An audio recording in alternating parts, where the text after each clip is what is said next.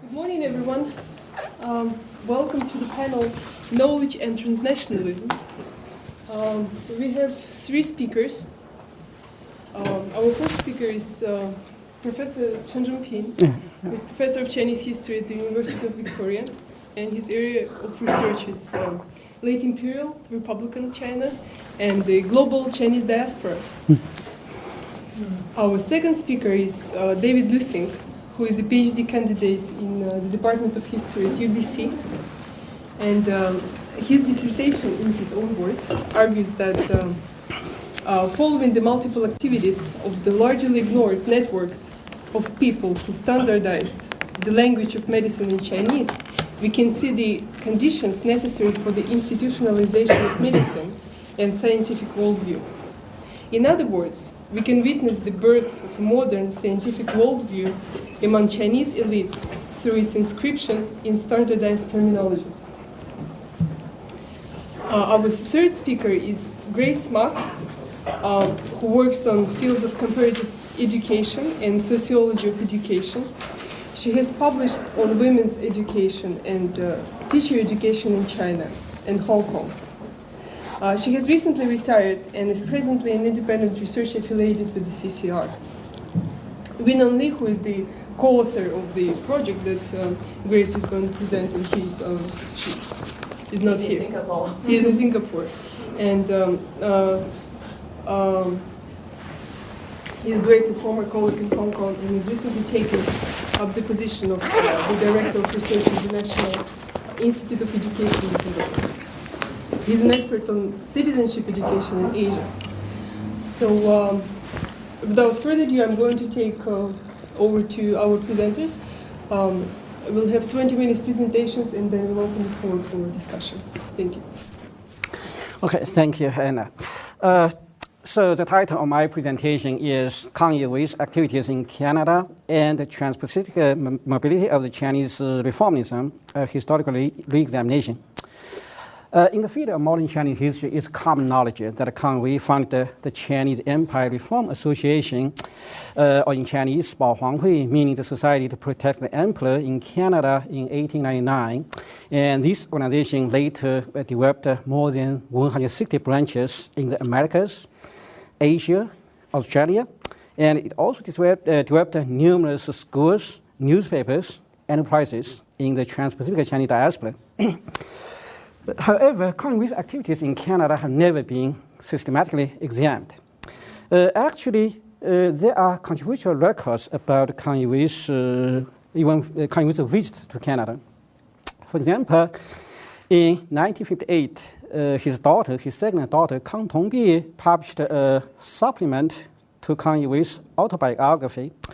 And then this biographical work was expanded by Kang Tongbi's own son, Lu Longbang, in an English version. And both of these Chinese English version of the biographical work claim that Kang Youweis visited Canada 4 times. First time from April 7th to May 21st, 1899. Second visit from June to October 1899, third visit from November 14th, 1904 to February 12th, 1905, fourth visit from late June to late July 1909.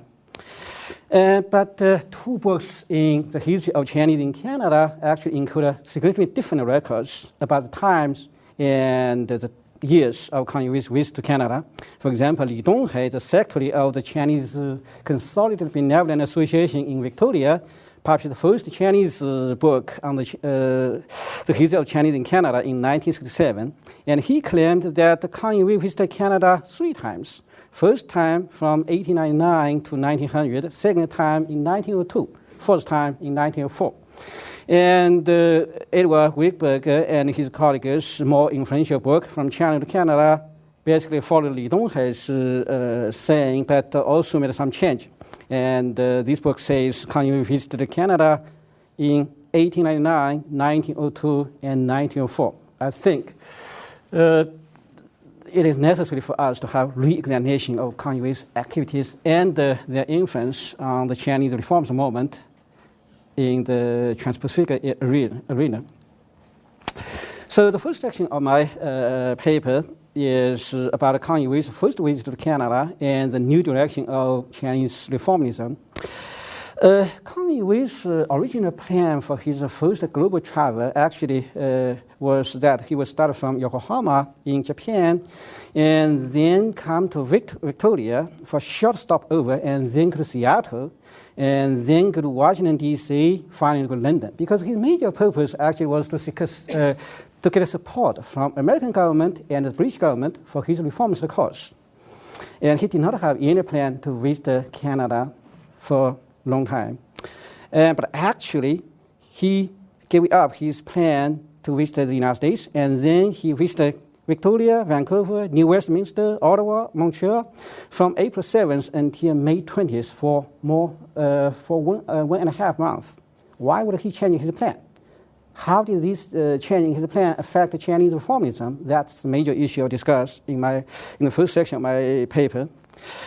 Kang Youweis reached Victoria on April 7th, and he claimed he was diplomat. He did not pay head tax as other Chinese immigrants, but still he received some kind of racist treatment from the immigration authorities. For example, the General Register of Chinese Immigration kept such a record.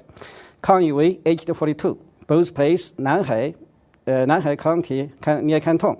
His physical marks, 5 feet 2 inches, so that equals to 1.48 meters. That means he was short. And he had long features, pits on left temple, a few gray hair, and a scar above left temple. So that's the record we can find from immigration authority records. But in Victoria's Chinatown received an unexpected welcome. And because Chinatown at that time in Victoria was called Dabu, or the big port for the Chinese community in Canada. And he first was greeted and hosted by Li Mengzhu and other Chinatown leaders in the evening of April 7th, 1899. The second day, April 8th, actually was Saturday, but still he actually visited the parliamentary building of BC. And he met the finance minister Carter Cotton of BC government. And he had an interview with the Victoria Daily Times. That interview later was published in London Times. And he also gave a public speech at the Victoria's Chinese Consolidated Benevolent Association's meeting hall. And so the next day was Sunday, and on the first weekday after he arrived in Canada, and he went to Eskimo Naval Base and would reviewed the warships there. And then he visited the City Hall and paid a visit to Victoria's mayor, and then he also visited prison fire brigade. And he also had evidence with Lieutenant Governor of BC. By the way, all the dates actually are based on Canadian records, and even Kang Youweis' own records actually were wrong in many places about the dates. Okay, and on April 13th, he tried to enter Seattle, and he contacted American consul in Victoria, but he was denied the entry into the United States because American government at that time required Chinese travelers like Kang Youweis to provide a document from Chinese government. Obviously, he could not do that. So he decided he would travel to eastern Canada and enter the United States from there. So then he went to Vancouver on April 13th. And on April 13th, he was welcomed by the Chinese Board of Travel, especially its major leader, Ian. And he also met Vancouver's mayor, and he had interviewed with the province, the local newspaper, on April 13, 1899. And I found this actually for the first time he presented a systematic plan for his constitutional reform. And he said his reform would include establishment of representative parliamentary government, a system of national banks, state ownership of mines and railways, free education, both elementary and advanced, and including the establishment of technical schools and governmental seminaries for military and naval training. And he also gave a public speech, and according to his claim, that attracted about 1,300 Chinese to the City Hall of Vancouver on April 14th. And then he went to Westminster. Westminster at that time had a larger, big Chinatown than Vancouver. It was called a signal port for the Chinese community in Canada. And from now on, we actually got a Canadian police report of his daily activities in Canada. So I found that in National Archives. So nobody actually worked on these before. And he, according to the police report, he gave a public speech at the Opera House in New Westminster on April 19th, and then he acted mainly in that city, except 3 days he stayed at the Harrison Hot Spring. And he finally left Vancouver for Ottawa on May 3rd, 1899. In Ottawa, he met Prime Minister Laurier. He reached the Parliament. He attended a ball with Governor General together with 700 guests. So I still need to check the accuracy of this, his claim. This is based on his claim. Actually, we could find a Canadian newspaper to verify his report. And he also, he actually was supposed to leave Ottawa for the United States at that moment, but he actually extended his plan, travel plan in Canada again. He reached Montreal and then Niagara Falls. Why would he do that? Mainly because twice he reached the American consulate in Ottawa, but twice he was rejected. He did not get the permission to enter the United States. So that's why he finally decided he would leave Canada, leave Montreal for London on April 20th, 1899. And in London, he suffered both political failure and financial loss because he did not get any British support for his reformed cause. On the other hand, his travel fund was stolen by a thief in London. So basically, I think the first travel shows us Kang Youweis actually failed to achieve his original purpose for his travel plan. He did not get support from either American government or British government, but he did find new force, new market for his reformist cause, the overseas Chinese community. So that led to a new direction for his reformist movement. So the second section of my paper is about Kang Youweis' second visit to Canada and the rise of the Chinese Empire Reform Association. Oh, should it be either Society or Association? Kang Youweis returned and stayed in Canada between June 21st and October 11th, 1899. And right now, let's go back why we don't make the mistakes about Kang Youweis raised in Canada. In the first time, he said Kang Youweis actually stayed here from 1899 until 1900. I found that he actually made an easy mistake based on the Chinese and Western calendar. And Wickberg and his colleagues basically copied this mistake partly. And but actually this visit was more important for Kang Youweis' activities in Canada because Kang Youweis founded the Chinese Empire Reform Association in Victoria in July 20th, 1899. So this actually is a saying accepted by most previous studies, but when influential English studies by E.U. Ma, the revolutionaries, monarchists, and the Chinatowns, it actually claimed that Kang Youweis started this organization in Vancouver, not in Victoria. I found Ma actually made this mistake, careless mistake in citation. But he actually, ironically, this told some truth. Vancouver could be both place of Kang Youweis' organization. Kang Youweis returned to Vancouver on July. By the way, I mean before Kang Youweis returned to Vancouver, actually. During his first visit to Vancouver in April 1809, and he actually presented a plan to the local Chinese to establish a Chinese commercial company. And when he left Vancouver, London, the Chinese merchants in Vancouver actually did follow his idea and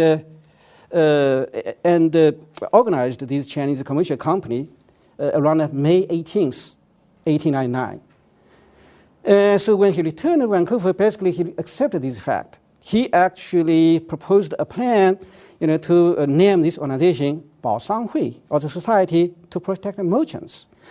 But he was obviously unhappy with this title. Even he acted in Vancouver, in New Westminster, during that time, he did not announce the establishment of this organization. And finally, he returned to Victoria on July 9th, 1899. He actually proposed the idea to name his organization Bao Guo Hui. This actually was a term he used for his reforms organization in China before. But local Chinese in Victoria proposed this organization should be named Baohuanghui, the Society to Protect the Emperor, and then Kang accepted it. But I think his true purpose actually was reflected in the English title that was suggested by another local Chinese, Li Mengjiu, the Chinese Empire Reform Association. And Kang also chose a local Chinese, Li Fuji, as president of the association in Victoria. Usually, most Chinese population assume Kang Youweis founded this organization at 1715 Government Street on July 20th. If you go to Victoria today, you still can see the building on the Government Street. It has a signboard, Chinese Empire Reform Association. I found that actually was impossible. According to a Canadian police report, Kang Youweis actually had meetings at the Chinese Theatre from July 18th to 20th, 1899. And the Chinese Theatre actually was truly the birthplace of his organization. And the 1715 Government Street was impossible for two reasons. First, the block of this street at that time has only 3 digits, not 4 digits number. Number one. Second, the building did not exist before 1905. This association constructed the building in 1905 as its office. It was not the birthplace of this organization. Okay. But anyway, we could also consider Vancouver as the birthplace of his organization, because basically he came to the idea in Vancouver, and the Chinese merchants in Vancouver first actually established this organization. After he established the organization, Kang Youweis' activities became kind of mystery. And for example, Lu Longbang, his grandnephew, claimed that Kang Youweis retired to Cook Island near Sydney, and he was hiding there to avoid assassination from the Qing dynasty. And he came out from the island only once, and to lead the Victoria's Chinese Consolidated Benevolent Association's birthday celebration for the Guangxu Emperor on August 4th. But I found that record is totally wrong. Canadian police report made it clear Kang Youweis actually was sailing boat between July 23rd and 27th, and then between July 30th and August 9th. And he did not attend the Guangxu Emperor's birthday celebration in Victoria on August 4th at all. Even he actually did publish 2 poems claiming he did that. He obviously did not do that. And instead, he actually did come out for a couple of meetings in Victoria on July 28th and 29th, in Vancouver between August 8th, 10th, September 12th. And also after September 13th, he retired to the island again. But this time, according to his secretary, he began to study English hardly. We never heard of Kang Youweis actually studied English. He did. And he also devoted himself to writing on the Cook Island. And the most important writing was the Rules of the Society to Protect the Emperor, and he claimed that the purpose of this organization was not only to protect the emperor, but also to protect Chinese race and nation. And he also dispatched quite a few of his followers to organize this organization, in American cities. And he even, on the island, he made a plan to launch a military attempt to wreck the Guangxu Emperor, so called Qunwang. That moment did happen after he returned from Vancouver to Hong Kong on October 11th, but it's a total failure. And then he came back to Canada for the 3rd time. This time he launched a new wave of reformist movement. Kang Youweis' 3rd visit to Canada, and we have no doubt he came on November 13th, 1914 to February 10th, 1905. But Li Donghe also claimed that Kang Youweis visited Victoria in 1902, and that was followed by Wickberg and other his colleagues. Li Donghe's only evidence was Kang Youweis' poems to Li Fuji in Victoria in 1902. So the part of these parts of the poems read as follows. I survived thousands of death threat until today, and I sang fierce poems during 4 years of danger. My daughter accompanies me and smiling flowers, and we face water and climb hills as adventures. And from this poem, obviously it was written in 1902, but we cannot use that to prove he actually wrote the poem in Victoria. Especially Li Donghe claimed he actually came to Victoria together with his daughter, Kang Tongbi. But Kang Tongbi's own records show he actually was with his father in India in 1902. And also Kang Youweis later to Prime Minister Laurier on November 17, 1904, he mentioned only his visit to Canada 5 years ago. That was in 1899, not in 1902. So basically, I think Li Donghe and Wickberger's books made a mistake here. And the Kang Youweis speech in Montreal, that was first public speech in Canada on his third visit, actually revealed his plan. And he tried to call the Chinese organized Chinese commercial company, and that could enrich both China and overseas Chinese. So that launched a new wave of reforms movement in the whole overseas Chinese community. And basically, two results from Kang Youweis' third visit was first, he appointed Ian to manage his association's business ventures in Hong Kong. There were 3 or 4 business ventures in Hong Kong. And also, he later appointed Li Fuji from Victoria as chief manager of his business ventures in Mexico. But the business ventures under Ian's management in Hong Kong quickly collapsed around 1908. So here, this business failure actually raised the question about Kang Tongbi's record about Kang Youweis' final visit to Canada, especially to Victoria. Because according to Kang Tongbi, Kang Youweis actually made a round trip between Liverpool and Victoria from late June to late July 1909 for no other reason, just visit Cook Island. Why would he do that? Came all the way from Europe to Cook Island and then went back. I think these are actually kind of mysterious.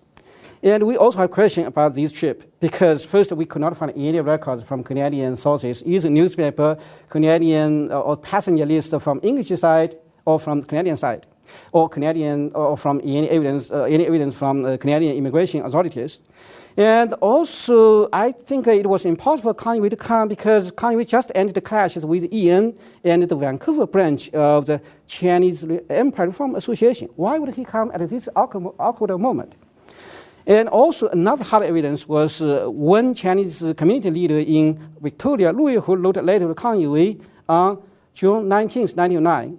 It did not mention Kang Youweis' visit to Victoria at all. So just remember that was in 1909.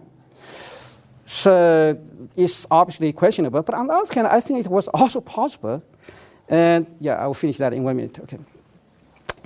And first, because Kang Tongbi actually traveled with his father at some stages of his global exile, so we cannot deny the accuracy of her records easily. Second, Kang Youweis could come to Victoria as a reaction to Louis Hu's letter in mid-June, because at that time he lost support from Vancouver's branch of his association. But Louis Hu's letter showed Victoria's branch still supported him. So he could actually come to Victoria and make final effort to save his reformist cause in Canada. And indeed, Li Fuji, the major leader of his organization in Victoria, later did publish a long letter in November 1909. In this letter, he supported Kang Youweis attacked Ian in Vancouver. So basically, my conclusion is very simple. This is textual research, and so basically, I found more accurate records about Kang Youweis' three visits, and here I will not repeat it here. But I think the fourth visit is it's still a mystery, or how to get back. Still a mystery, and still need to be proved in future research. But I think each of Kang Youweis' 3 visits actually had deep influence on his reforms movement. In the first visit, actually was a turning point for the Chinese reform overseas, because Kang Youweis turned from his plan to seek foreign support to the plan to seek support from overseas Chinese. And the second visit was he actually made Canada a birthplace for his organization. And on the third visit, he actually made Canada a springboard for his new wave of reforms movement. And if he did take the fourth mysterious visit, so that's meaning Canada was extremely important for him as the last battlefield to save his reformist cause. Okay, thank you. Sorry for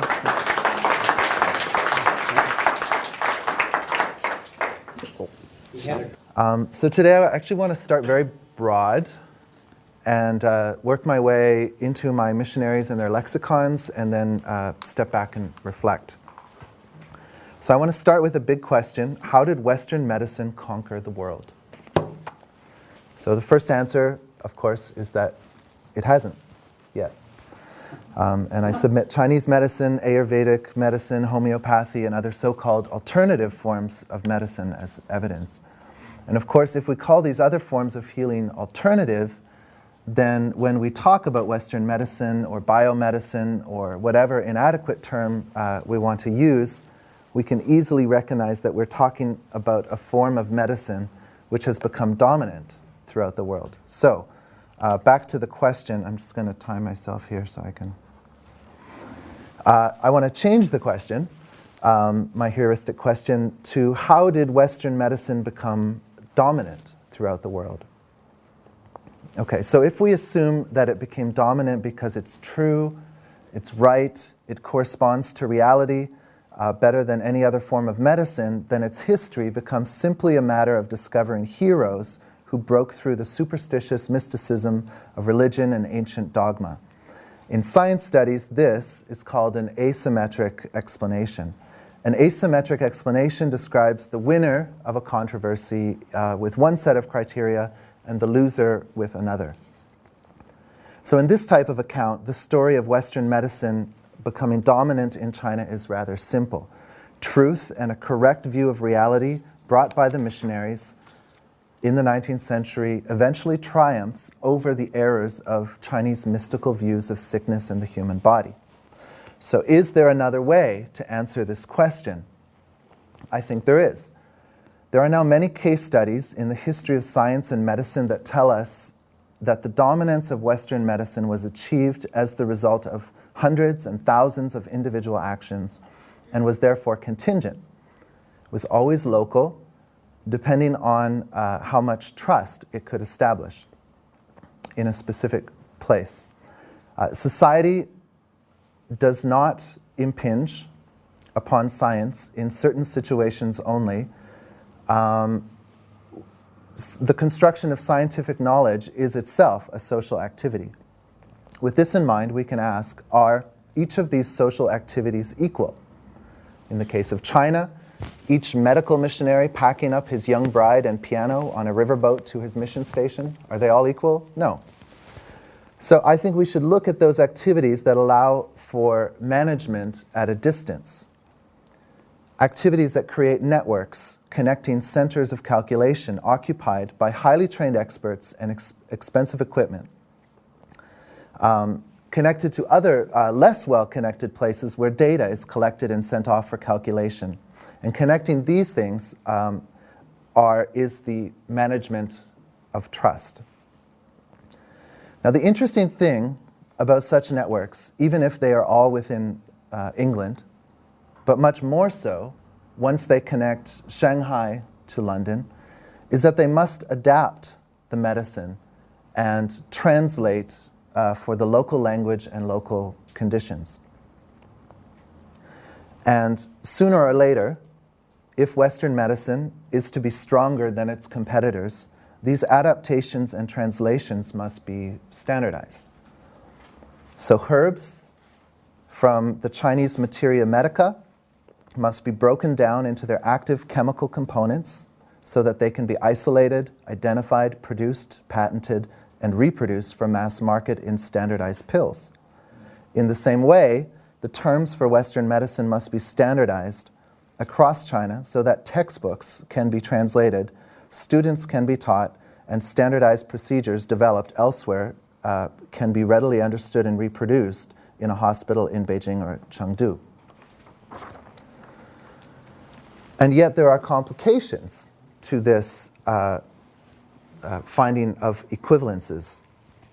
To summarize briefly, in the 19th century we had multiple disparate translations. There were problems of communication and transportation, and so these translators could not come together very easily.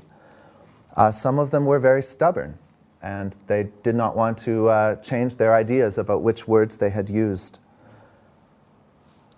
Another technical problem was, do you use the sound or the meaning to translate? And of course, then you have the problem of dialects. Whether you're translating in the south or in Shanghai or in the north, you're going to have very different sounds. The upshot of all of this is that competing terminologies could exist for decades, further complicating the job of those who attempted to teach or learn medicine in Chinese. And still, some other missionaries actually argued that the written Chinese was completely inadequate to the task of communicating the precise knowledge necessary for science and scientific medicine. And as an aside, these views continue to be pushed by some sinologists. None of these problems would be insurmountable if, as many scholars seem to assume, there existed a solid, relatively unchanging core of knowledge and practice known as Western medicine. Although this simplifies the task of the analyst tremendously, it simply is a bad assumption. In fact, one could argue that Western medicine has never been unified in knowledge or practice, and that the 19th century itself was one period in which the greatest changes took place. And so the medical knowledge of missionary A, perhaps a Benjamin Hobson, and we can pass around this, these my two props here, writing in 1850, who was not even trained as a physician, was markedly different than the medical knowledge of missionary B. And the second object there is a 1911 translation just before the Revolution. Yeah, those two are Benjamin Hobson's Anatomy, and the other one is a Practical Anatomy published 60 years after the first one. You can actually, the pictures are quite different. You'll enjoy it. So as to medical terminology itself, the Western medical tradition had just as many competing terminologies for many of the same reasons of people who would discover an anatomical part or discover a process, and they would put their name to it. But someone in France discovered one, someone in Germany discovered one, and someone in England discovered one. So they continue to have these names. To focus just on the most fundamental of medical disciplines, anatomy, its Latin terminology was not standardized until 1895. Always quick on the draw, the Japanese began to standardize their hybrid terminology almost immediately. Back in China, the medical missionaries had reorganized themselves as a national professional association in 1887. I noticed that was the same year your great-uncle arrived. And at a conference in 1890, decided to form a committee to standardize medical terminology. So little was actually done until after 1900, when Philip Brunelleschi Koosland agreed to chair the committee. Together with a small committee of fellow missionaries who stole time from their medical, educational, and evangelical work to translate books and compile and revise medical lexicons, Koosland slowly compiled the first version of the medical lexicon, which was published in 1908. It was rejected by Yen Fu. Yen Fu at the time was the head of the Qing government's translation bureau. And so Koosland's medical lexicon was only used in missionary schools and missionary translations like the one that's circulating here. At the same time, Japanese medical translations began to flood the book market. One of those to profit from this trend was Ding Fubao, essentially a self-taught physician who made himself rich in this exact time by translating Japanese medical texts. To briefly contextualize this situation and I would argue structural changes that happened at this exact time that allowed medical professionalization and the accretion of power to the medical profession, I have two important ones. One is well known by most of us, the 1905, the end of the Confucian examination system. Within 10 years of that, there was a significant cohort of Japanese or Western-trained physicians who had returned to China.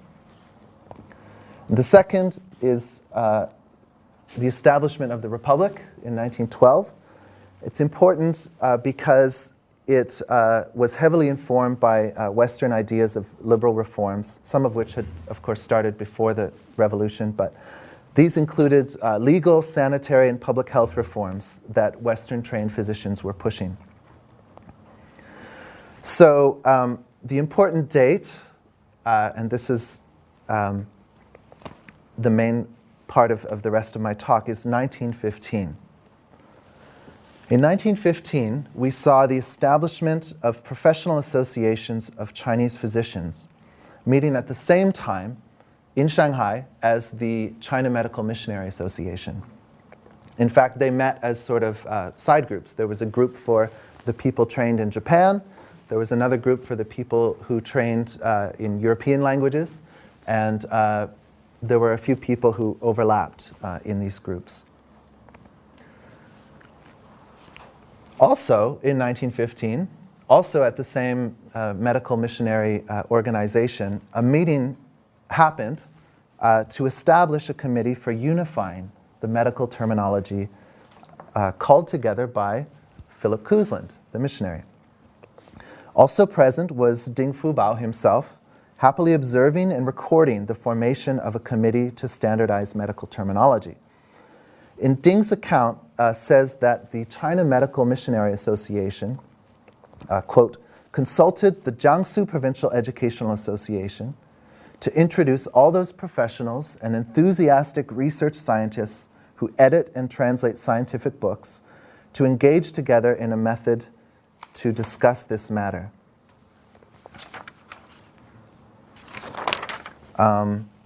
And so present at this meeting were people like Zhang Yuanji of the Commercial Press, Lu Feikui of the Commercial Press. These are the heads of those presses, and they were flanked by all of their top editors, some of whom became ministers of education in the Republic.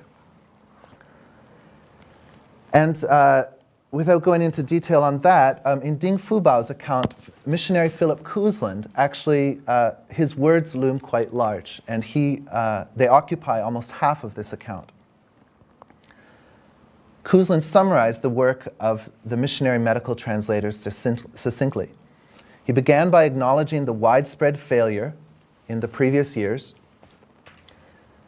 of missionary promoters of Western medicine to spread it in China. He said, in the previous decades, Western medicine was propagated to China, yet it did not engender the trust of society.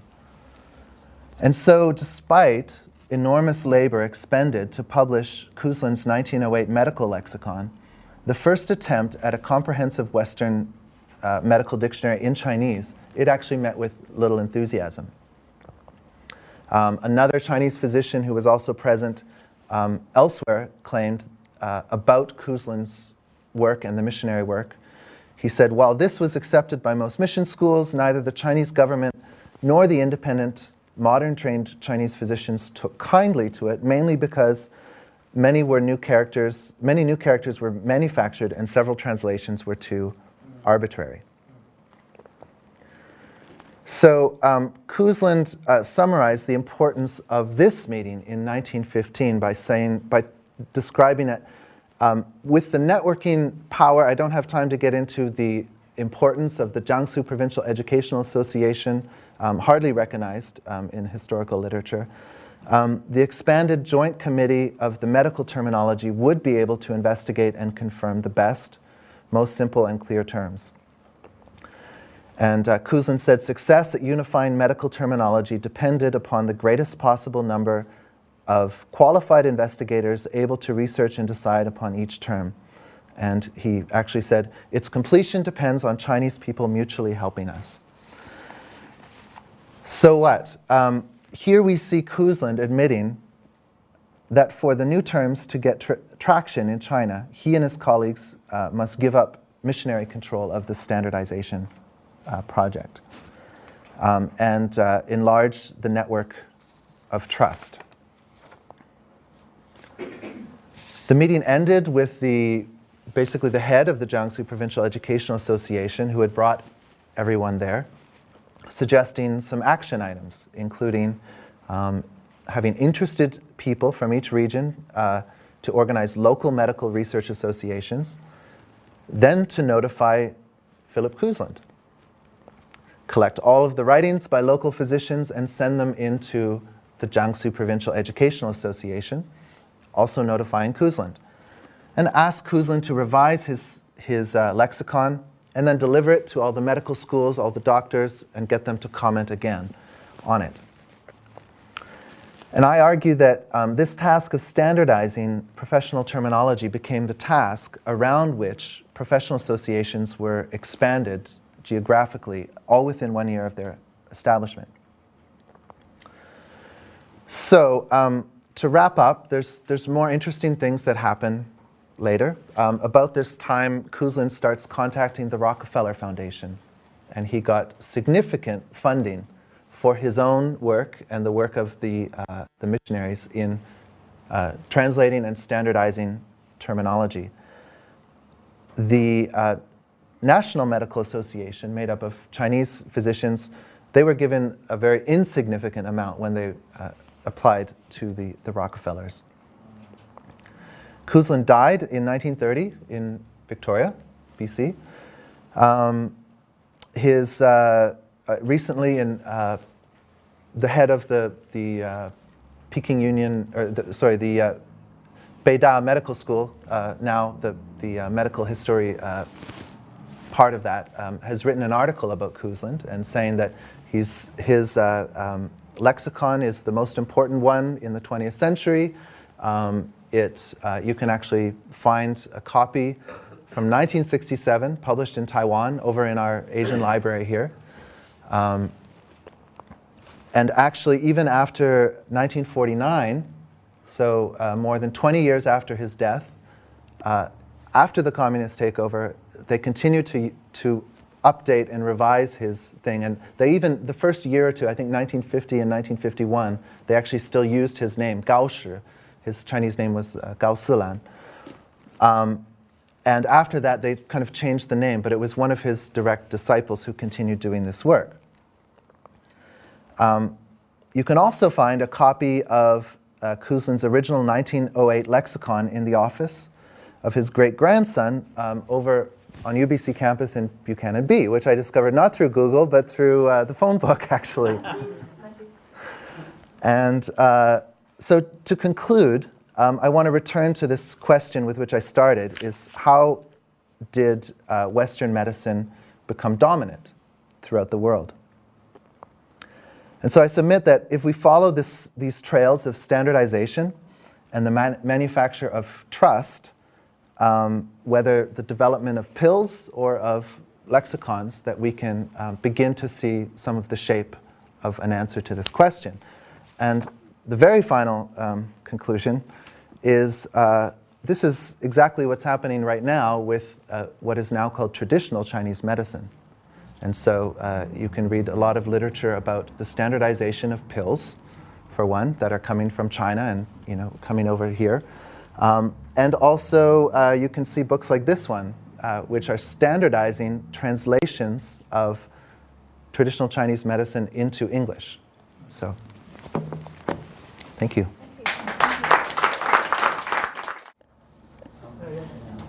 Yeah, thank you.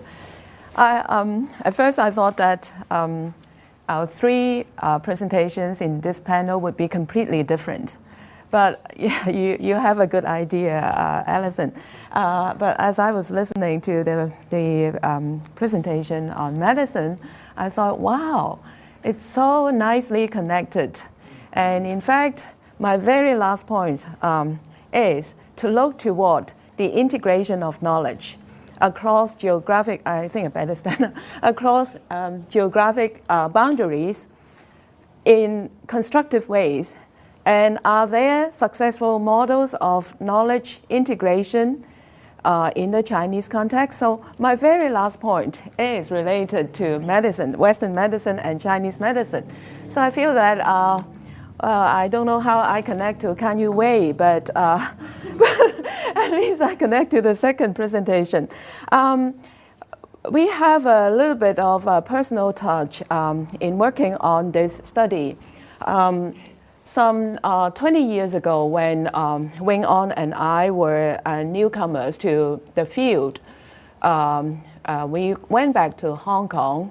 Wing On from his PhD studies in the UK, and I from my master's and PhD in Canada and the US. We wanted to do something because comparative education then was a rather new field in Asia. And we, as young people, we were rather enthusiastic. So we wanted, and idealistic, so we wanted to do something to promote not only East-West interaction, but also intra-Asia interaction. And as really young scholars, we just approached the people and we worked towards something on building a comparative education society in Asia. So when we do this study, which will be a contribution to a book published to celebrate the 40th anniversary of the publication of Compare, the British Journal of Comparative Education. So it's like a review of the field as well as some bit of personal review. Our paper is rather long, but I would just cover the highlights. In our paper, we examine the origins of comparative education as a field of study in China, and this very origin raises the question of how we adapt foreign knowledge to the Chinese context. We choose a top journal in China, the 比较教育研究, which is published by the Beijing Normal University as a case study. We do a bibliometric analysis to try to come to some objective observations on how the field evolved. But our last question really is to ask what makes foreign knowledge work in a different cultural context. How does knowledge transfer, which implies a relationship in an international pecking order or a hierarchical relationship. How do we emerge from this kind of relationship to perhaps assimilation? What kind of assimilation?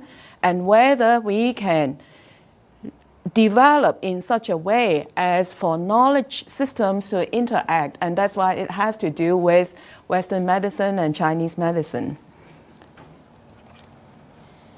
The terminology itself is interesting because from the 1950s to the 1980s, international education or comparative education was known as foreign education, and it was a standard policy-driven terminology.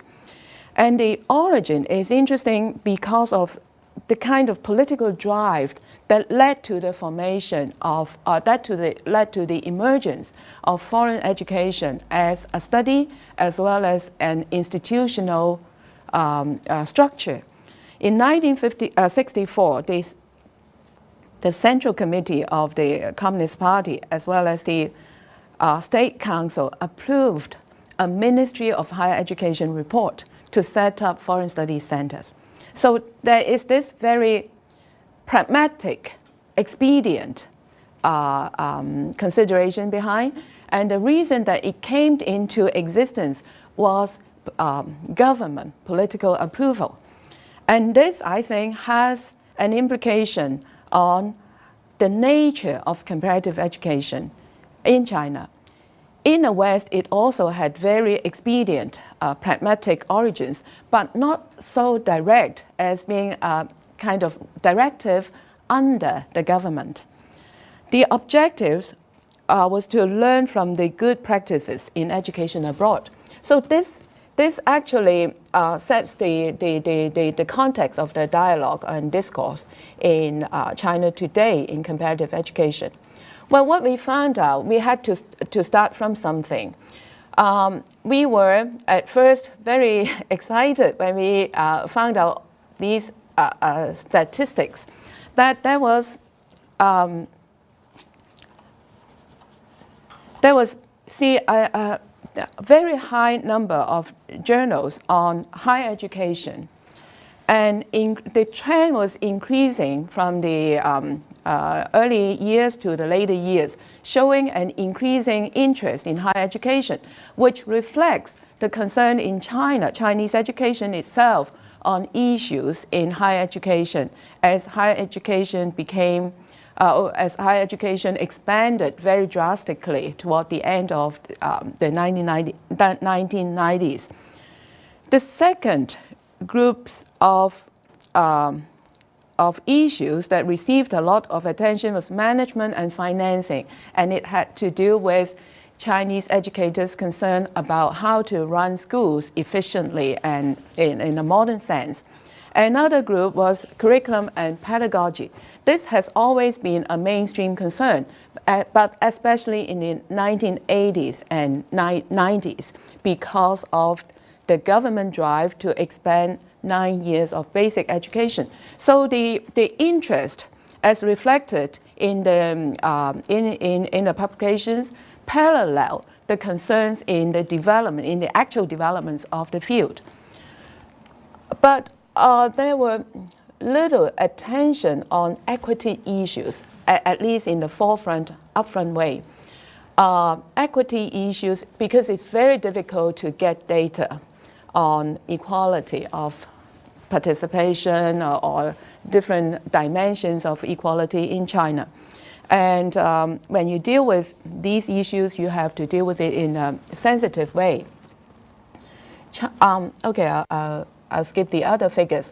But in terms of regions and countries covered, very interesting, the critics say that there has been a diversification of interest, meaning the interest on Western countries is not as overwhelmingly focused on Western countries as before. That means in the 80s and 90s, there was an overwhelming interest in Western countries. And this has become diversified, so there has been more interest on third world countries. But in our study, we find just the contrary. In fact, we find there remains an overwhelming interest in Western countries as well as in the United States. In the last 10 years, the number of articles on education in the United States remains very high, 42% of the total number. In fact, it's higher than before, higher than in the late 80s and 90s. What we found was an obvious change was the interest on Soviet education, former Soviet education or Russian education.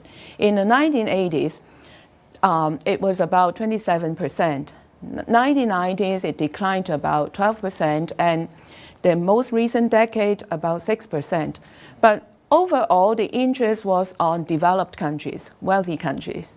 So there's still a connection between the interest and the more advanced countries. Countries that are more low profile in world politics or less developed receive very scant attention. So we started from here, but it led us to, we also focused on the self-critique by Chinese scholars of the field. And the critiques are two-pronged. First, what is the identity of comparative education? Is it a discipline, meaning that it has its own theory, it has its own methodology? If not, can we just call it a field of study?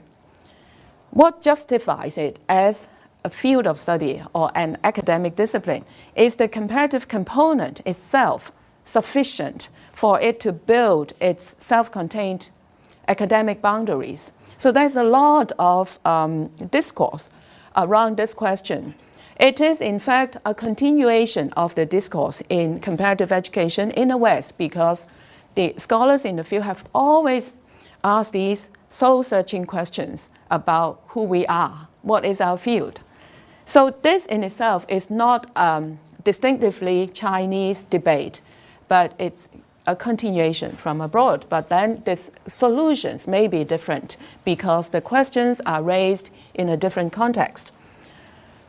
Then the other dimension of the self-critique, I think, is more important, and that is how do you articulate with the foreign knowledge with the Chinese context.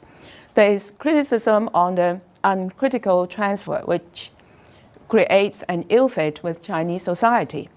There's a tension in terms of language and mentality.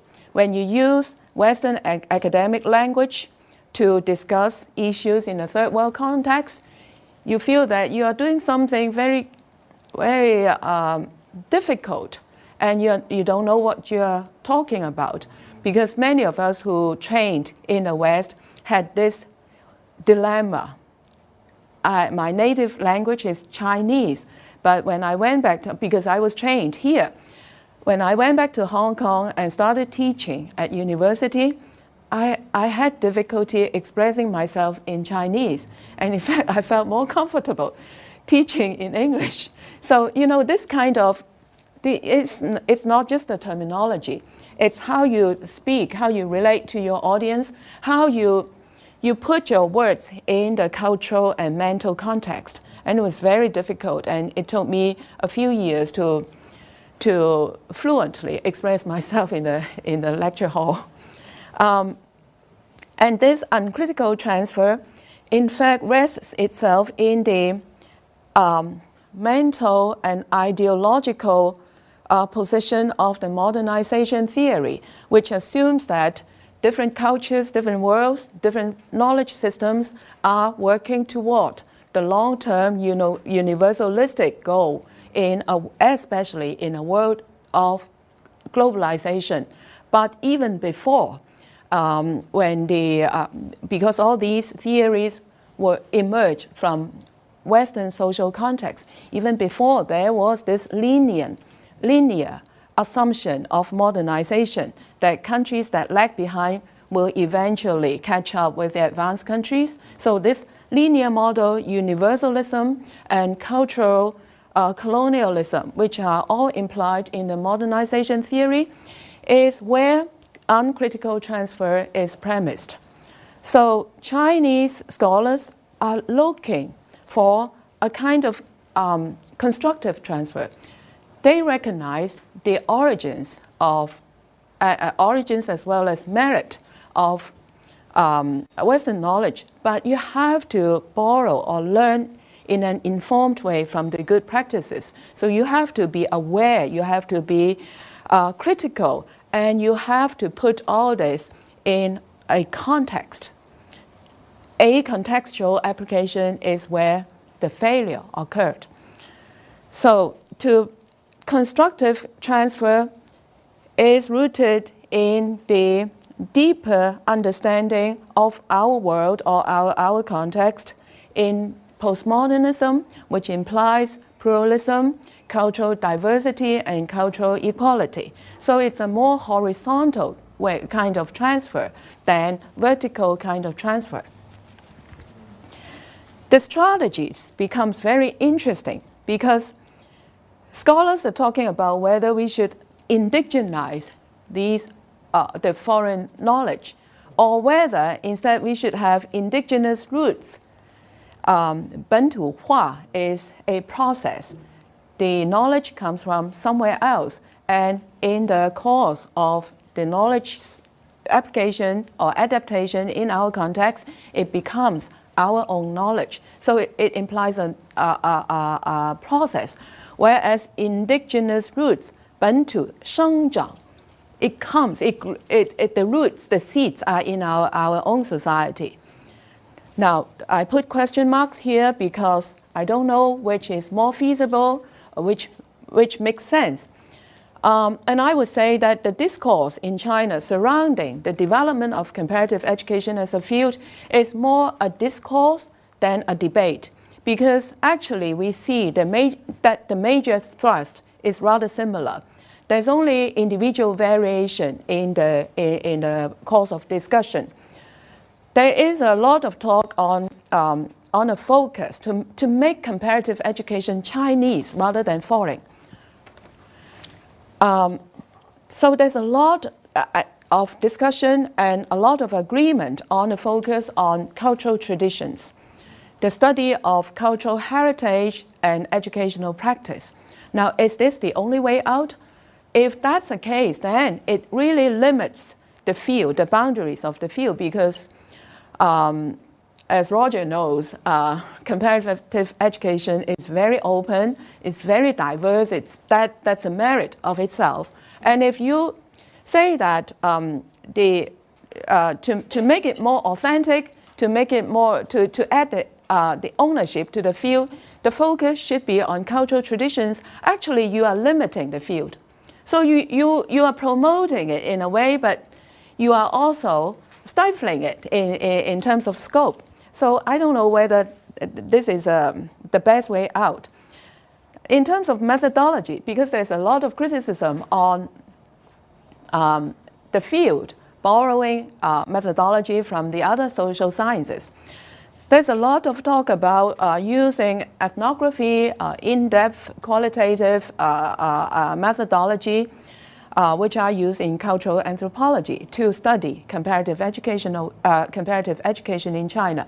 Now, my question is, again, the field itself is very dynamic, very diverse, and if you say that these two, like cultural traditions and cultural methodology in cultural anthropology, would constitute the mainstream or the most established approach in the field, then are we doing something to actually kill or limit the energy of the field? So a lot of questions for us to think about. Now, all this raises questions about how knowledge from one system becomes useful knowledge in another system. And this course is actually can be situated in a broader context of development of China's knowledge system. The ideal has always been, in the last 200 years at least, the ideal is Chinese knowledge as essence, keep the cultural spirit, but Western knowledge for practical use. 中学为体，细学为用. This in itself is a concept borrowed from Japan because it was the approach toward using foreign knowledge. It was a strategy during the Meiji modernization, according to the historian Zhou Cezong. So this in itself is a borrowed concept, but it became very rooted in Chinese intellectuals' view on how we use different systems of knowledge. Now, if we just cite two examples in modern Chinese history, we have a failure, well, depending on how you view it. If you view it in the immediate sense, the self-strengthening movement was a failure because it was a direct transfer of model. The Western colleges, technological knowledge colleges, practical fields of knowledge, like what your great-great-grandfather, uncle, but it was not well received in China because the reward system did not recognize the status of that kind of knowledge, because the route to social mobility was through the imperial examinations. So you study Confucian knowledge, you do well, you join the scholar gentry ranks, and that was the ultimate goal for Chinese men. So we had, on the one hand, the administrative knowledge through the Confucian curriculum, and on the other hand, modern scientific knowledge. And we all know that the self-strengthening movement failed in the immediate sense. But if you look at it in the long-term sense, then it laid the foundation for China's modernization in the long-term perspective. But at least one view was that it was a failure. Now, the other example, which was a success, was the transfer of model. The Western higher education, and the missionaries, the modern disciplines, and their integration with Chinese society, journalism, political studies, law, all these were new disciplines of knowledge, but they fitted very well with the Chinese context at the time of urbanization and industrialization. So graduates found jobs and a new social status in China. So we do have examples of failure as well as examples of success in knowledge interaction. Now the question regarding comparative education is then, the very origin, very nature of this field is pragmatic. So now we are looking for pure academic boundaries for something that has always had a pragmatic nature. So are we engaged in the relevant, the question and the answer? What are we looking for? So, but on the other hand, there are examples of very constructive cross-national, cross-cultural studies. If you look at the second point, Western knowledge to studying Chinese learning practices, actually in recent years there has been very delightful studies from Westerners who examine those long assumed but little understood Chinese learning practices. We, even as Chinese, we criticize our rote learning methodology. Rote learning, it stifles imagination, it doesn't encourage difference, it doesn't encourage debate, etc. Memorization, crowded classrooms. John Bakes, who worked at Hong Kong University, Ferenc Martin, a Hungarian-Swedish scholar in educational psychology, they used Western methodologies to try to understand, just to crack open that puzzle. Why did Chinese do so well in crowded classrooms under high pressure?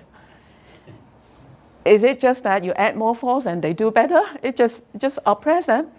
Or what is the dynamic in the process? So they came to some new understanding about the Chinese learner. Memorization actually is conducive to deep learning. It's not just memorizing lines. There is in the process something that helps deep learning, deep understanding. Ma Liping, originally from Shanghai, she did a very good PhD study on how mathematics is taught in China. So all these, from the Western approach, from the Western perspective, help us to understand how things that are very controversial, that have a negative connotation in China, actually lead to rather constructive properties that are very much in line with modern constructive learning. So I think it's not just a simple question of whether we want to indigenize or not. It's actually, things are happening in different directions, and I don't know whether we should stick to 中学为体，细学为用, because while we can keep to that debate in historical perspective, the world today has much changed. What is Chineseness anyway? The Chinese context is also changing. If we look at the Western higher education model, we know that the reason why Western higher education worked in China is because of the changing context, Republican era and the new China industrialization, and so on. So how do we view constructive knowledge transfer and assimilation, keep our own cultures while we dialogue and open up ourselves to the world? So I thought that perhaps we can look toward two models. One is Western medicine and Chinese medicine. There are two parallel tracks in China. Each has its own strengths and limitations. And in recent years, there has been this trend toward integrated Chinese and Western medicine, integrated 中西医, it should be 中西医结合, integration, while each keeping our own characteristics. Or another model would be Buddhism. Buddhism has foreign origins, but it has taken root in China in such a way that you can't separate it from Chinese culture anymore. So could that be a way of integrating knowledge from abroad? We don't know. So this is where I am in my thinking. Thanks.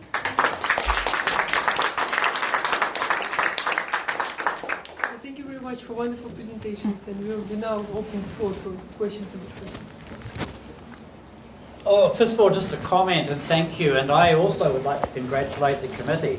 These three papers are highly related, and I hope that Brother Kuzlin's grandchildren know that we're sitting here today discussing. Yeah. I can just imagine what it was like to try and put together those kind of, dictionaries of medical terminology, and what those people were talking about in that Chinese theatre in Victoria so long ago has got to be of interest to us today. But this last presentation really brings up a lot of issues pertaining to educators, which is what we are. By the way, Yan and I published an article in the Comparative Education Review in Beijing Normal, so presumably we were one of the ones that you studied. Our study was on internet knowledge. How much do students at East China Normal University know about the internet, and how much do students at UBC know? UBC students knew 20% more about the internet than the students at ECNU, and the president there is hoping to do something about narrowing that gap. But when foreigners like us go to Chinese universities to give a talk, the demand is always to hear about what's going on in Canada. We've just finished what we consider to be a very good piece of work about adult education in Yan'an in immediate aftermath of the Long March. And we offered to talk about this when we were invited to Beida, and they said, well, not really. Couldn't you talk about distance education in Canada? Yeah. And I feel that this profound interest in foreign anything is hooked up with the pervasive notion of modernisation, and with the sort of things that Gu, the artist, was talking about. I mean, the party and the notion of communism are basically dead meat in China.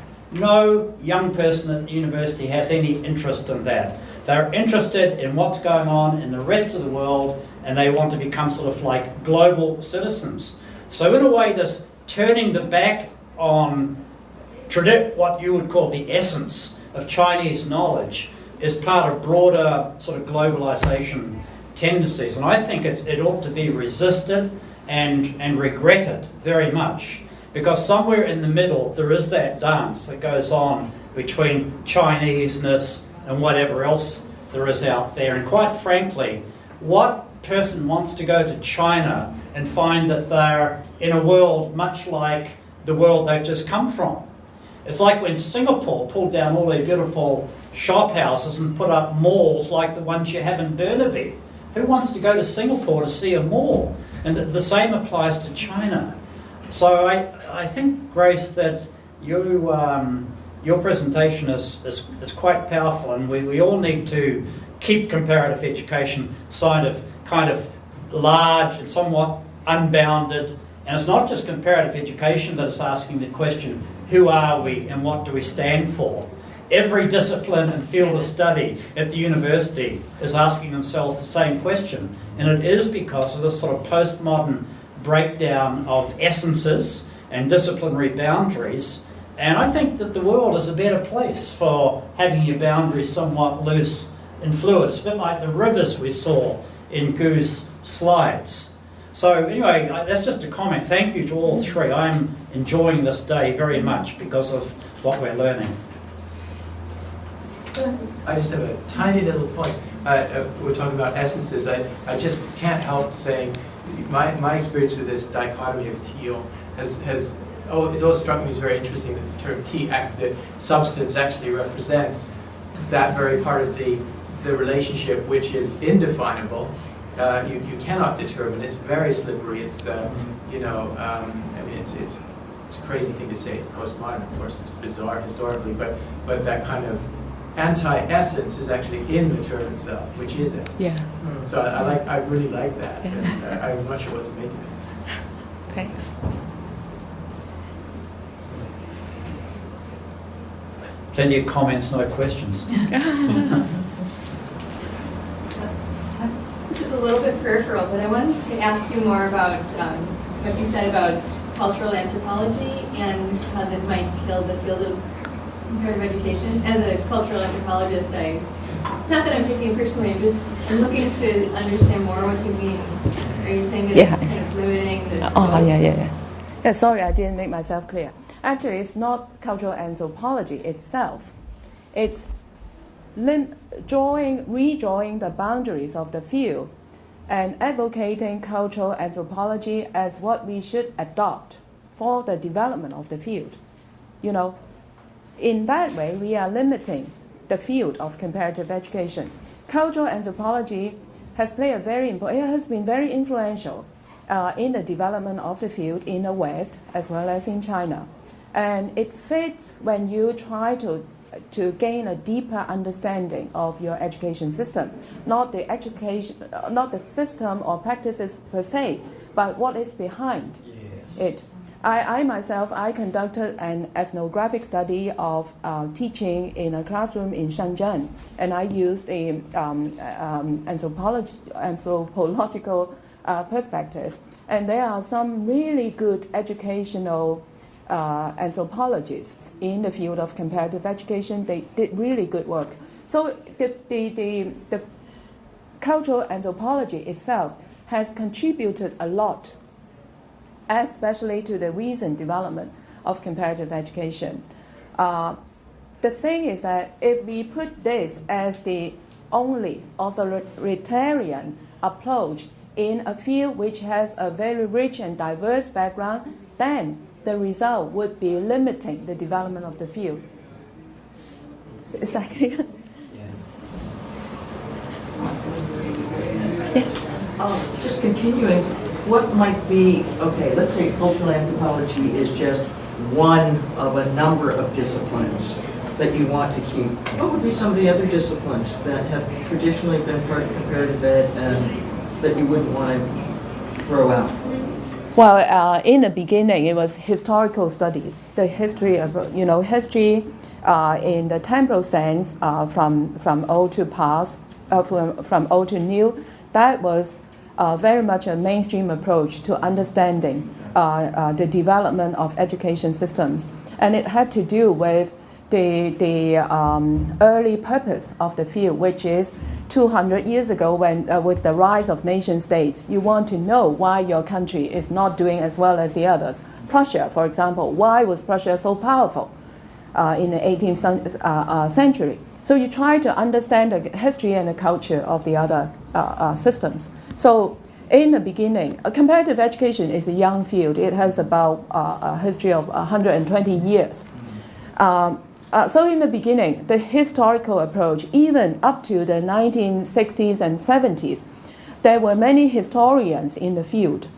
But gradually, from the 70s on, economics of education and the dominance of the human capital theory. It's because in the post-colonial age, with the rise of new independent nations, people look toward education as one of the solutions for development. And how do you develop? How do you become strong and powerful?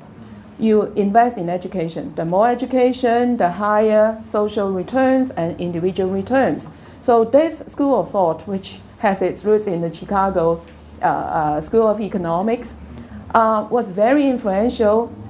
Part of it was because of the power of the international organizations, World Bank, and to some extent Asian Development Bank, IMF, and so on and so forth. The interface of development work, powerful nations, and education, that gave extra impetus to the prosperity of economics of education in the field of comparative education. So So it was very dominant in up to perhaps the late 1980s. But the economic perspective was always under attack.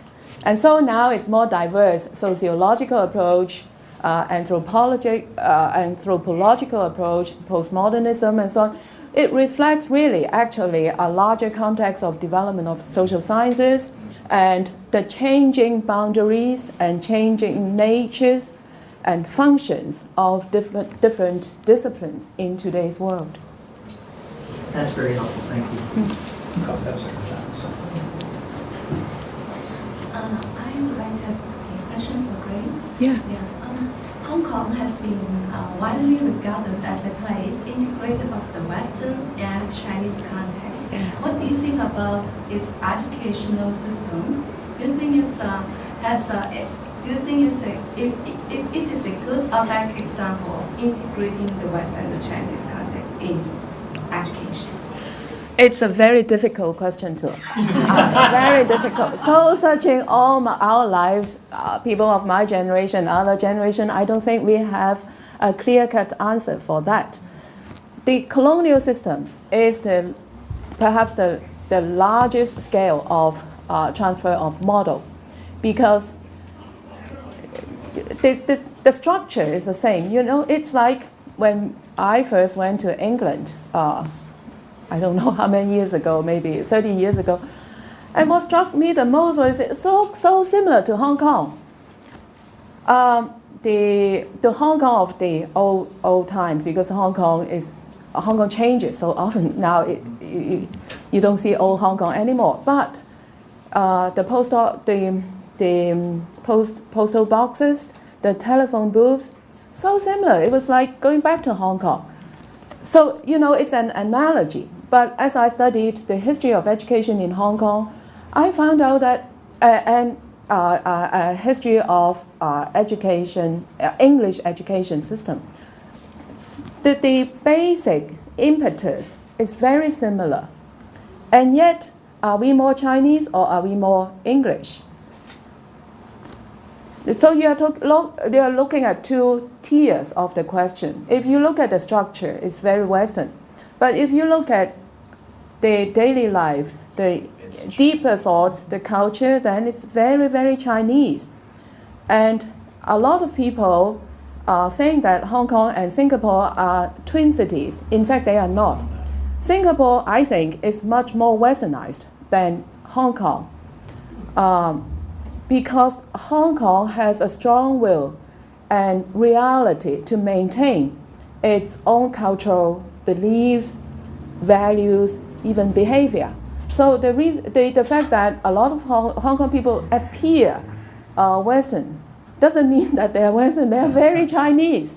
So I think it's very difficult to answer. But I think that societies and people have their own course of development. You can't really control it with policy. You can influence it to some extent, but the vitality of social life itself leads its own way, and it's difficult. It's just that in cultural adaptation, we become hybrids and new products, and I think it's difficult for us to look at to associate us more strongly with one side or another. On the other hand, Hong Kong is very Chinese. Before there was the argument that it was only culturally Chinese because the political structure was so different from China. But I think in recent years, it's culturally Chinese as well as politically Chinese. So everything is evolving. It's a very fluid concept. I don't know how to answer your question. Actually, I'm from Hong Kong. Yeah. I will share your ideas. Yeah. Yeah, it's really a difficult question. Thank you. But I think it's fascinating because each of us as an individual is somewhat related to a set of cultures. So sometimes I feel that, of course, we need to know who we are, what we are doing, what is the meaning of our existence. But at the same time, I think we don't have to mind too much if we don't have a clear-cut answer. I taught at a community college for 30 years, And I was always perplexed about how to work with all kinds of students. And some people were more social and others weren't. And I was often construed as authoritarian for me to try to get people to work in a Canadian model. Some of it was Canadian studies, and I couldn't for the life of me get some people to cooperate or operate in a group model. And it was when I'd get upset, and I thought, I can't, this is not working. But yet, the Asian students always scored higher in Canadian studies tests than the other people that were sitting around discussing this subject. They took it, and I'm wondering, I learned the rote model method of my English, memorizing Tennyson poems and this and that, and it actually worked for me. And it's perplexing. If I were popped down into a university in China now, would there be Western methodology, or would it be same old rote learning? It's a very interesting question, because I conducted a study, a very small study for a World Bank project on the learning process in a Chinese university classroom. And I asked the students, 10 in each group, one in the northwest, one in central China, and one in a university on the eastern seaboard. So 10 students in each university, second-year students from a mix of disciplines like engineering, education, you name it. And I asked them to keep a journal for 2 weeks, detailed journal. What did you learn today? What did you think about what you learned? What did you do today? And that kind of ethnographic data was fascinating. And my conclusion, what I learned from it, was that what I see in the classroom, the young faces, do not tell me about what they think. They give the stereotypical appearance of deference to the teacher, keeping quiet in the classroom, appearing attentive, and so on and so forth.